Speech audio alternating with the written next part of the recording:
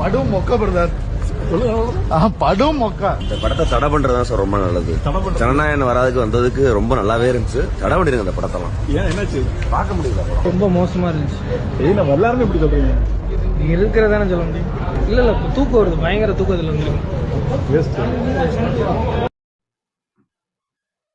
இவனுங்களா சொல்ற மாதிரி பராசக்தி படம் மொக்க படம்லாம் ஒண்ணும் கிடையாது. பராசக்தி படம் சூர மொக்க படம். சூர மொக்க படம். ஹிந்தி எதிர்ப்பு போராட்டங்களை மையமா வச்சுதான் இந்த ஒரு திரைப்படத்தை எடுத்ததா சொல்றாங்க. ஆனா இந்த படத்தை பார்க்கும்போது அங்கங்க பாட்டெல்லாம் வரும் பாத்தீங்களா, அது மாதிரிதான் அங்கங்க ஹிந்தி எதிர்ப்பு போராட்டங்களை காமிச்சிருக்காங்க.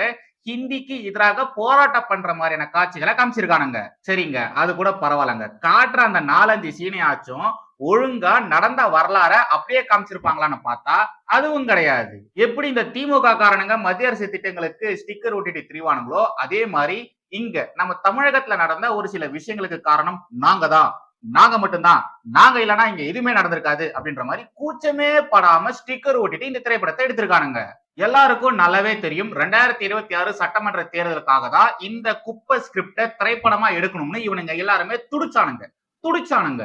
இந்த இழவெடுத்த படத்தை எடுக்கிறதுக்கு பதிலாக எடுக்காம இருந்திருக்கலாம். இந்த படத்தை எடுக்காம இருந்திருந்தா கூட ஒரு 4-5 ஓட்டு கூட சேர்ந்து விழுந்திருக்கும்.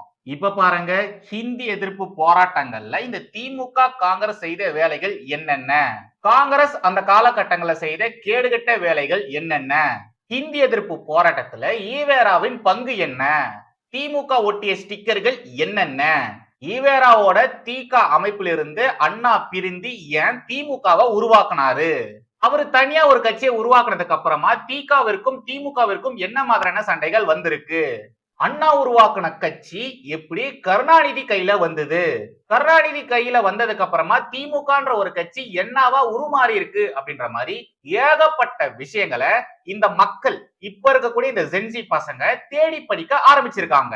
அப்படிப்பட்ட உண்மையான வரலாறுகளை தேடி படிச்சதுக்கு அப்புறமா இப்போ மக்களுக்கு ஒரு புரிதல் வந்திருக்கு.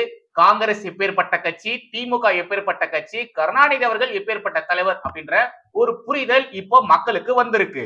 திமுகவுடைய பொலிட்டிக்கல் மைலேஜுக்கு இந்த பராசக்தி திரைப்படம் உதவும்னு பார்த்தா திமுக கூட்டணிக்கும் திமுகவின் எதிர்கால அரசியல் வாழ்க்கைக்கும் இந்த படம் குந்தகத்தை விளைவிச்சிருக்கு. அதாவது ஒட்டுமொத்தமா இவங்களுடைய கனவை குழி தோண்டி புதைச்சிருக்கு. பராசக்தி திரைப்படம் குழி தோண்டி புதைச்சிருக்கு.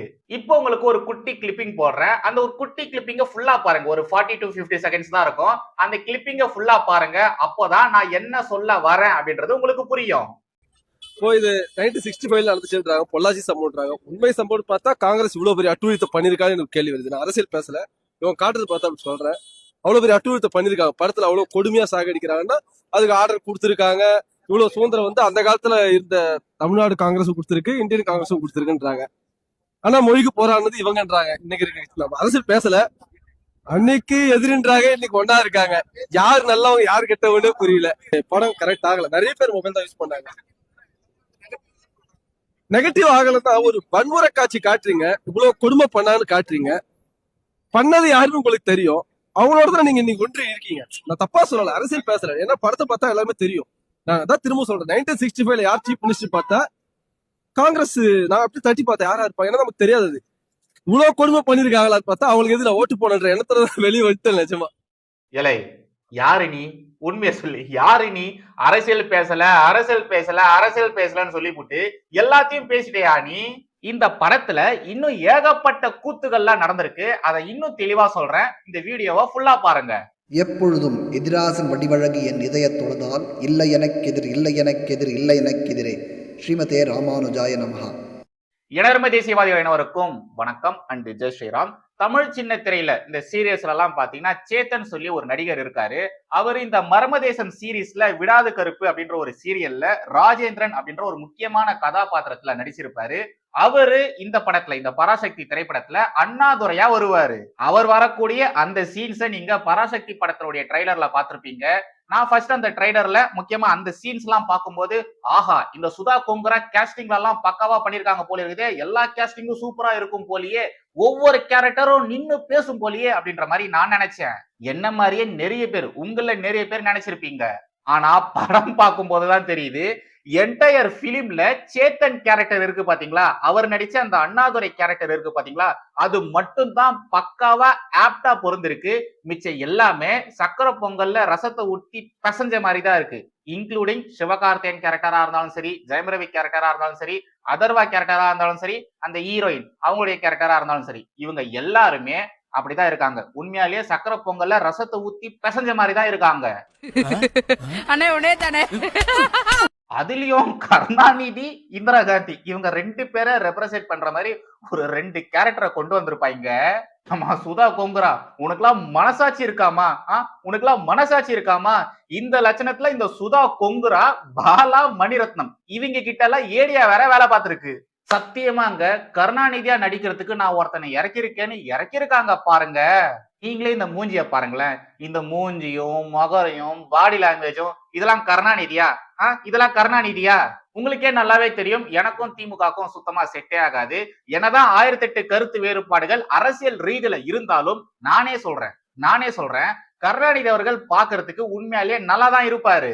அவருடைய நிறைய சின்ன வயசு போட்டோஸ நான் பார்த்திருக்கேன், நிறைய போட்டோஸா பார்த்திருக்கேன். உண்மையாலே அந்த போட்டோஸ்ல எல்லாம் அவர் பாக்குறதுக்கு அவ்வளவு அழகா இருப்பாரு.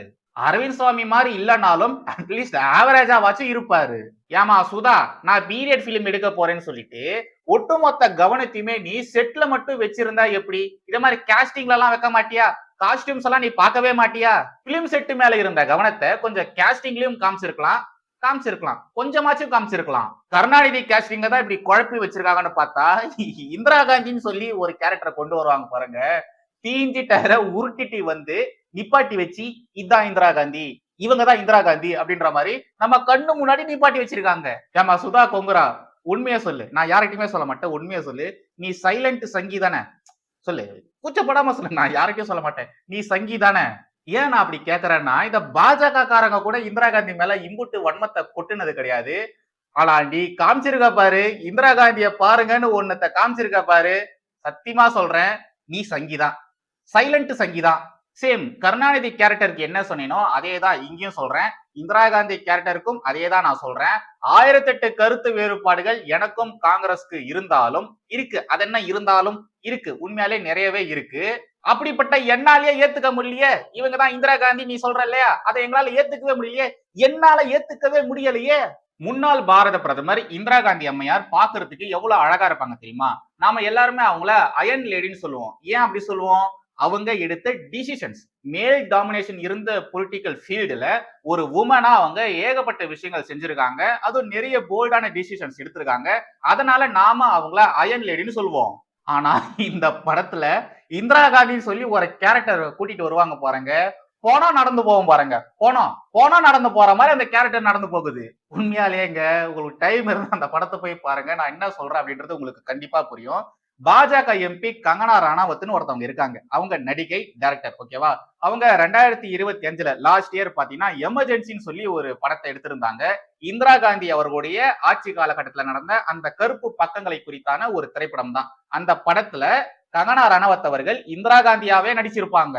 இந்திரா காந்தி அவருடைய ஒரிஜினல் புகைப்படத்தையும் கங்கனா ராணாவத் அவர்கள் நடிச்ச அந்த இந்திரா காந்தி கேரக்டரையும் நீங்க பக்கத்துல வச்சு பாத்தீங்கன்னா ரெண்டுமே டிட்டோவா இருக்கும், அப்படியே சேமா இருக்கும். இந்த இடத்துல இன்னொரு முக்கியமான விஷயத்தை நீங்க கூர்ந்து கவனிக்கணும் மக்களே.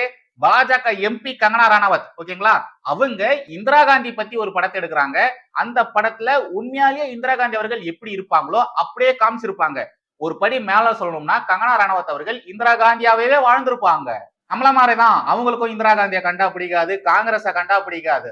ஆனாலும் இந்திரா காந்தி குறித்தான ஒரு திரைப்படம் எடுக்கும் பொழுது நாம முடிஞ்ச அளவு தத்ரூபமா எடுக்கணும்னு சொல்லி அவங்களுடைய பர்சனல் வன்மத்தெல்லாம் பெருசா கொட்டாம அப்படியே தத்ரூபமா இந்திரா காந்தி மாதிரியே கங்கனா ராணாவத் அவர்கள் நடிச்சிருப்பாங்க. ஆனா இங்க இந்த சுதா கொங்குரா என்ன பண்ணிருக்கு, வேண்டா வெறுப்பா புளிய பித்து போட்டு அதுக்கு பராசக்தின்னு பேரை வச்சிருக்கு.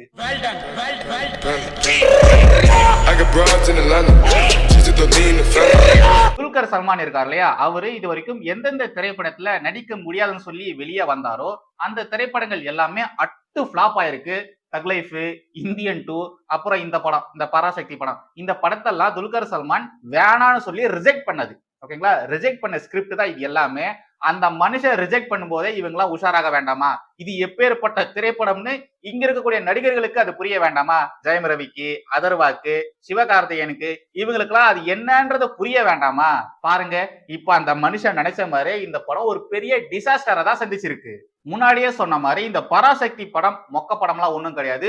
சூர மொக்க படம். சூர மொக்க படம். இந்த சூர மொக்க படத்துக்கு இவனுங்கெல்லாம் கொடுத்த பில்டப்ஸ் இருக்கு கொஞ்சம் நஞ்சம் கிடையாதுங்க. ப்ரொடக்ஷன்ல இருந்து, இந்த படத்துல நடிச்ச நடிகர்கள் இருந்து, அப்புறம் இந்த திமுக காரங்கள்ல இருந்து, சோசியல் மீடியால ஊபிஸ்கள் இருந்து, அப்புறம் திமுகவின் கொத்தடிமைகளா இருக்கக்கூடிய தமிழக ஊடகங்கள் இவனுங்கெல்லாம் கொடுத்த பில்டப்ஸ்கள் இருக்கே முடியல. இவனுங்கெல்லாம் பவர் ஸ்டாரையே மிஞ்சிடுவானுங்க போல அந்த அளவு பில்டப் கொடுத்து வச்சிருந்தானுங்க. உண்மையாலேயே இப்ப உங்களுக்கு ஒரு நியூஸ் கார்டை காட்டுறேன், கொஞ்சம் பாருங்களேன். ஸ்தம்பிக்க வைத்த பராசக்தி. குரோம்பேட் தியேட்டரில் பராசக்தி படத்தை பார்க்க ரசிகர்கள் கூடியதால் ஜிஎஸ்டி சாலையில் கடும் போக்குவரத்து நெரிசல். ஜிஎஸ்டி சாலையில் கடும் போக்குவரத்து நெரிசல். ஏன்டா இப்படி புழுகுறீங்க? ஏன் புழுகுறீங்க? இது கூட பரவாயில்ல மக்களே. ஆனா இந்த படத்துடைய டிக்கெட்டை விற்கணும், இந்த டிக்கெட்டை மக்களுக்கு கொடுக்கணும் அப்படின்றதுக்காக ஒரு சில ஸ்டன்ஸ் பண்ணாங்க பாருங்க. ஹெல்மெட் போட்டுன்னு வந்தா ஃப்ரீயா படத்தோட டிக்கெட் தரேன்னு சொல்லிட்டு சன் நியூஸ்ல எல்லாம் இந்த செய்தியை போட்டிருக்காங்க. ஹெல்மெட் அணிந்து வந்த வாகன ஓட்டிகளுக்கு பராசக்தி படத்துடைய டிக்கெட் பரிசு. ஏன்டா இப்படி இருக்கிறீங்க? இதுக்கு நீங்க என்ன பண்ணிருக்கலாம்? இந்த பொங்கல் பரிசுன்னு சொல்லிட்டு ஒரு சில விஷயங்கள்ல ரேஷன் கடைகள்ல கொடுத்தீங்க பாத்தீங்களா? 3000 ரூபாய் கூட சேர்த்து கரும்பு, சர்க்கரை, அரிசி எல்லாம் கொடுத்தீங்க பாத்தீங்களா? அது கூட இந்த படத்தோட டிக்கெட்டையும் சேர்த்து கொடுத்திருக்கலாம், ஃப்ரீயா கொடுத்திருக்கலாம். மிஸ் பண்ணிட்டீங்க பாருங்க. ஆக இன்பன் உதயநிதி வழங்கிய 2வது படமும் நக்கிட்டு தான் போயிருக்கு. நம்முடைய அமைச்சர் திரு சேகர் பாபு இல்ல மா சுப்பிரமணியம் இருக்கார் இல்லையா, அவரு இட்லி கடை படத்திற்கு, இன்பன் உதயநிதி அவர்களுடைய முதல் படமான இட்லி கடை படத்திற்கு ஸ்கூல் பசங்களெல்லாம் இந்த தியேட்டருக்கு கூட்டிட்டு போயிட்டு அந்த படத்தை எல்லாம் பார்த்தாரு. இப்போ அதே மாதிரி காலேஜ் பசங்களெல்லாம் இந்த பராசக்தி திரைப்படத்திற்கு இவர் கூட்டிட்டு போய் பார்த்தாலும் பாப்பாருன்னு நினைக்கிறேன். அமைச்சரா இருந்துபுட்டு பசங்களை தியேட்டர்ல கூட்டிட்டு போயிட்டு படத்தை பார்க்க வைக்கிறாரு. நல்ல அமைச்சர். பராசக்தி படத்துடைய ட்ரைலர் வந்ததுல இருந்து தீ பரவட்டும் அப்படின்ற மாதிரி இந்த திமுக காரணங்க, ஊபிஸ்கள் இவனுங்கெல்லாம் ஃபயர் விடுறத பார்த்திருப்பீங்க, கண்டிப்பா பார்த்திருப்பீங்க. ஆனா இந்த படத்துல அந்த தீ பரவட்டும் அப்படின்ற அந்த ஒரு டைலாக்க சென்சார் போர்டு கட் பண்ணி தூக்கிட்டாங்க. ஆமாங்க, உண்மையாலேயே அந்த ஒரு டைலாக்க தூக்கிட்டாங்க. இன்னும் சில விஷயங்களும் தூக்கியிருக்காங்க. சிலது மட்டும் நான் உங்களுக்கு காட்டுறேன். இந்த நியூஸ் கார்டை பாருங்க. பராசக்தி அண்ணாவின் முழக்கம் நீக்கம். பராசக்தி படத்திற்கு UA சர்டிபிகேட் அளிக்கப்பட்டுள்ள நிலையில் மொத்தம் 25 இடங்களில் படத்தில் திருத்தங்கள், அதாவது 25 கட்டு, ஓகேவா, மாற்றம் செய்துள்ளது மத்திய திரைப்பட தணிக்கை வாரியம். அறிஞர் அண்ணாவின் புத்தக தலைப்பான தீ பரவட்டும் என்ற வாசகம் நீதி பரவட்டும் என மாற்றம். ஹிந்தி என் கனவை அழித்தது என்ற வாக்கியமும் ஹிந்தி அரக்கி என்ற வார்த்தையையும் நீக்கம். இங்கே யார் ஆண்டாலும் அண்ணாதுரைத்தான் இந்த நாட்டை ஆள்கிறான் என்று பொருள் என்ற வசனமும் நீக்கம். இந்த ஊபிஸ்களை நினைச்சாதான் மக்களை ரொம்ப பரிதாபமா இருக்கு. உண்மையாலே ரொம்ப பரிதாபமா இருக்கு. அண்ணா யார் தெரியுமா, கருணாநிதி யார் தெரியுமா, ஈவேரா யார் தெரியுமா அப்படின்ற மாதிரிலாம் சொல்லிட்டு இருந்தாங்க. அதே மாதிரி தீ பரவட்டும்னு கத்திட்டு இருந்தாங்க. ஆனா எல்லாத்தையுமே படத்துல இருந்து தூக்கிட்டாங்க, நீக்கிட்டாங்க. ஆமா, இந்த ஊபிஸ்கள் ஃபயர் விட்ட எந்த விஷயம் விளங்கிருக்கு? நீங்களே சொல்லுங்க. இது வரைக்கும் அவனுங்க எந்தெந்த விஷயத்துக்குலாம் ஃபயர் விட்டாங்களோ அதெல்லாம் முக்கியம் தானே போயிருக்கு, நக்கின் தானே போயிருக்கு. இந்த படத்துல ஹிந்தி அரக்கின்னு ஒரு உருவ பொம்மை முன்னாடி நம்முடைய சிவகார்த்திகேயன் அவர்கள் நிப்பாரு.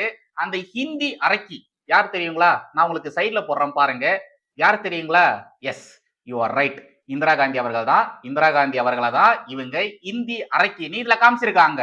ஆனா இந்த உருவ பொம்மையை, இந்த ஹிந்தி அரக்கி அப்படின்ற ஒரு உருவ பொம்மையை பார்க்கும்போது எனக்கு பர்சனலா ஞாபகத்துக்கு வந்த விஷயம் என்னன்னா, கொஞ்சம் வருஷத்துக்கு முன்னாடி நம்முடைய AR ரகுமான் அவர்கள் தமிழனங்கு அப்படின்ற மாதிரி ஒரு கார்ட்டூனை வெளியிட்டு இருந்தாரு. ஞாபகம் இருக்குங்களா?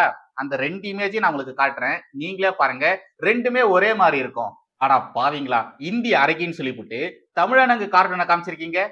ஏன்டா இப்படி பண்றீங்க? இந்த இந்தி அரக்கி அப்படின்ற விஷயம் சோசியல் மீடியால வைரல் ஆனதுக்கு அப்புறமா காங்கிரஸ்காரங்களுக்கும் திமுக காரங்களுக்கும் பயங்கரமா சண்டை. ஒவ்வொருத்தங்களும் போட்டு அடிச்சுக்கிறாங்க, பயங்கரமா அடிச்சுக்கிறாங்க.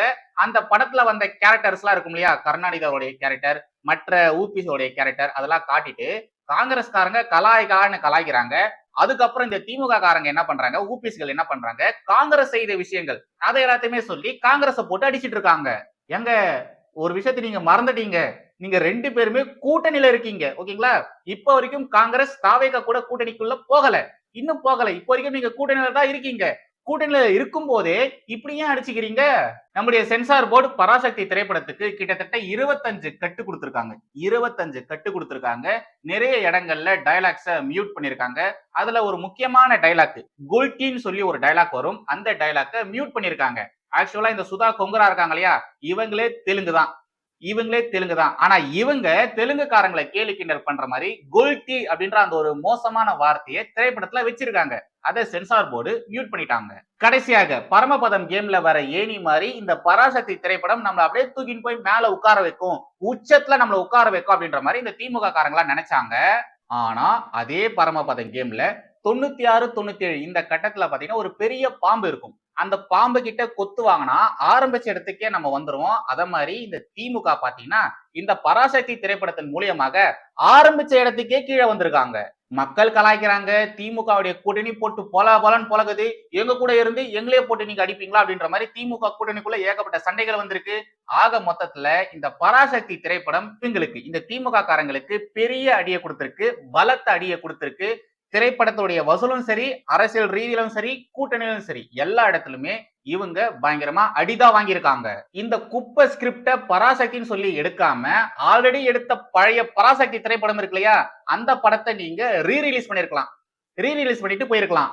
அதுக்கு இவ்வளவு செலவும் ஆயிருக்காது, கூட்டணிக்குள்ள பிரச்சனைகளும் வந்திருக்காது, காங்கிரஸ் உங்களை போட்டு அடிச்சிருக்கவும் மாட்டாங்க. ஃபைனலா நம்முடைய சுதா கொங்கரா மேடம் இருக்காங்க இல்லையா, அவங்களுக்கு நாம ஸ்பெஷலா தேங்க்ஸ் சொல்லி ஆகணும், வாழ்த்துக்கள் சொல்லி ஆகணும். மேடம், நீங்க சைலண்ட் சங்கியா இருந்துகிட்டு ஒரு பெரிய சம்பவத்தை பண்ணிருக்கிறீங்க. உண்மையாலேயே அதுக்கு நாங்க எல்லாருமே உங்களுக்கு வாழ்த்துக்கள் சொல்லி ஆகணும். வாழ்த்துக்கள் மேடம், வாழ்த்துக்கள். நல்லா இருங்க. இதே மாதிரியான திரைப்படங்கள் எடுத்துக்கிட்டே இருங்க.